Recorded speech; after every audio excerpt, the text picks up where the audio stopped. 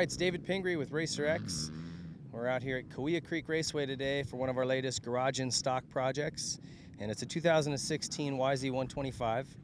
And for me, I started wanting this thing to have a cool look, and when I think of YZ125s, I just always think of Damon Bradshaw, like that '89 period when he was just absolutely killing it on these things. So I took some inspiration for that. The guys at Decal Works helped me put it together. We had to track down a white tank, not easy to do, but really happy with the way the thing came out in terms of looks. And beyond that, I went to a Yamaha guy and said, hey, if I'm gonna really make this thing run, who's the best guy for the job? I talked to Doug Dubach, who is the guy when it comes to all things Yamaha, and he said, you know, I would talk to Dean Dickerson. If you were around in the 80s, early 90s, you remember Rudy and Dean Dickerson from R&D Racing. Those two handled all of Factory Suzuki's mini bikes and two-stroke program back in that time period. And Dean Dickerson's still around, still doing some very innovative things with throttle bodies and modern bikes. But he's just a genius when it comes to two-stroke stuff. So we took this down to Dean, and he worked his magic on it. And you know, from there we've got Renthal that contributed, bars, the grips, the sprocket, Tusk wheel sets on this bike, including rotors. And those are really custom white hubs with the black rim that I think matches it, looks really nice. As I mentioned, Decal Works did the graphics, MotoSeat did the seat. Cycra sent us all the plastic, including the white front disc guard, which I thought was a nice touch. The ProPeg tie pegs, which are awesome. We've used these before, and a really nice platform, really cool looking, super sharp. Definitely don't want to hit those when you're crashing. And Maxima Oils always sets us up with anything that we need. Obviously, their K2 product is perfect for two strokes. And VP Racing Fuel gave us some fuel to use for this. It's like some rocket fuel stuff, so you don't want to get any of that on you, stink up your whole house. Dunlop Tires, as always, the MX32 is my tire of choice. So we've got a V-Force Tassinary reed block on here and an HGS pipe, which you can get through Bud Racing. Bud sent us some other products, including the little cover here on the side. And I've never ridden with one of these pipes. It's built by HGS for Bud Racing. Bud's obviously big in France and over in Europe, but making a push here in the States as well now. So I'm anxious to try that and see how that works. The guys at Works Connection always help us out, and it was no different on this project. All of the red bits and pieces, the clutch perch, all of that is from Works Connection, really finishes the bike off well. And we got the red radiator hoses from CV4 and the radiator cap. The suspension was done by the guys at Enzo, so they're obviously specialists when it comes to Yamaha stuff, the KYB products. They do a great job with everything, but I want to thank Ross and Will over there for taking care of us on this. I'm sure it's going to work awesome. So I'm ready to go mix some gas and get this thing on the track.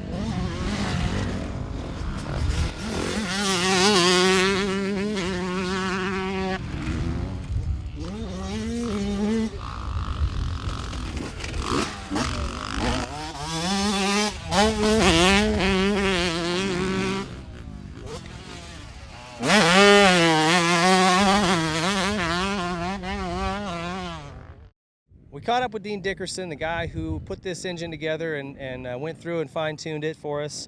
Dean, you've got a really rich history in the sport. I've been a fan since the R&D 80 days, you know, with Buddy Antonez and those guys. But tell us a little bit about what you did to this thing and kind of your theories on two-stroke performance.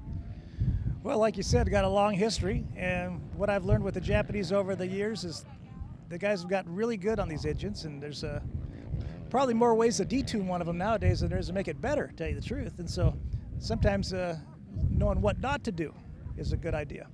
And so in the case of the Yamaha here, pretty solid little package to start with. And this little project, they asked me to run the Bud's pipe, and so basically did the tuning around that. And did a little bit of dyno time, play around some compression ratios. The V-Force reed works out real nicely. I probably should have brought that dyno curve out so you could see that. I I forgot something. But yeah, you could see the difference in the power band. The whole front side of the torque curve is improved. The peak's a little higher. Rev's a tiny bit better. And overall, it's a really solid little package.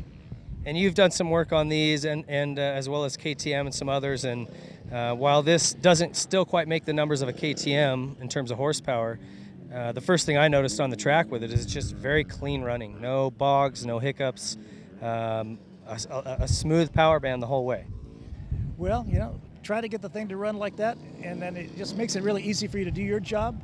And so then, because it's really all about lap times. If you get a decent start, if you go out there and really cut some good lap times, that's really what it's all about.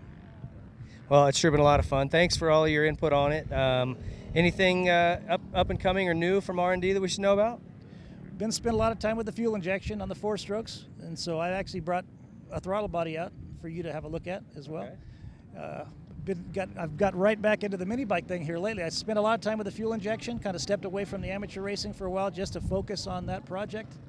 But here lately, I've got some of the top kids running my stuff, and they've been doing a lot of winning, and so now the phone's ringing again. So always like working on mini bikes, and so hopefully that thing lights back up again for me.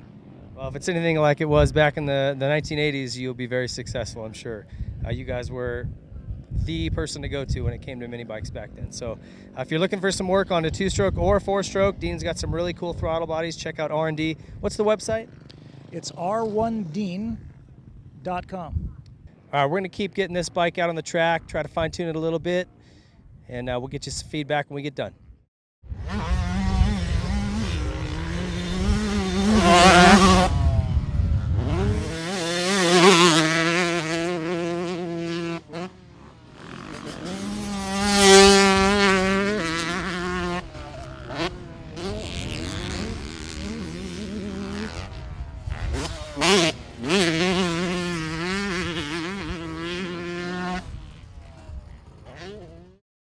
The YZ125 has always been one of my favorite bikes in terms of just the complete package.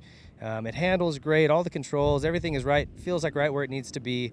A little bit down on power, this bike, compared to the KTM and Husky, just because there hasn't been any engine development in a decade with this bike. But with the help of R&D and all of our sponsors here that pitched in on this project, I think we've got now a bike that'll compete with those bikes no problem in terms of performance. And I still have the comfort of the Yamaha. So my initial impression, as I mentioned when we talked with Dean, was just the engine it doesn't make a gob of horsepower like that just kind of pulls your arms out of the socket, but it's clean, and there's absolutely no flaws to it. I don't ever have to worry about it popping or missing, and I think that equates to fast lap times for me and just really having fun on the bike, not having to worry about it. So I was really happy with the way the thing works in terms of the engine. Gearing seemed right. I didn't, sometimes with these when we do motor projects, we've got to add a tooth, drop a tooth. I think the stock gearing was great. So no issues there. The suspension's awesome. The guys at Enzo do really, really good work on Yamahas. I knew they would. They've done some stuff for us before, and it's just really, really plush in the little bumps, especially braking bumps. I can come into stuff so hard, and it's just a really nice balance between good bump absorption, but if I land hard on something, I'm not going metal to metal and hurting my wrist. So those guys did an awesome job. The brakes on this seem really good to me. We've got some oversized Tusk rotors on the front. I was really impressed with those. And also, Jay Clark mentioned at Dunlop that this is not our typical tire. This is actually an off-road tire, and just a little bit, he wanted to try something different. This is kind of a spin-off of the old 752, but a new version of it, and it actually worked really great. I thought it was the 32 when I first took off, and worked awesome. So stoked on that. We'll have that listed at the bottom if you want to look into one of those. Everything else was awesome. The Bud and the Bud exhaust system, I'd never used one before. Really, really cool. We did have an issue with the silencer. The bracket that holds it on came loose, and the silencer slid back and popped off from the exhaust pipe. Keep an eye on that if you have one of these. Just make sure those two Allen head screws are loose or are tight and adjusted improperly. Past that, it worked really well. Thing sounds clean, and a really cool carbon silencer. So I thought it was neat looking, neat sounding, worked good. So thanks to everybody. The Works Connection clutch Perch is always really, really good feel with the Hinson clutch in here. Just a great feel to this bike. So really happy with everybody that pitched in. Thank you very much. keep an eye out for this at a local Southern California track near you, and any 125 events that pop up. I'm going to try to get out and do them. Thanks for watching.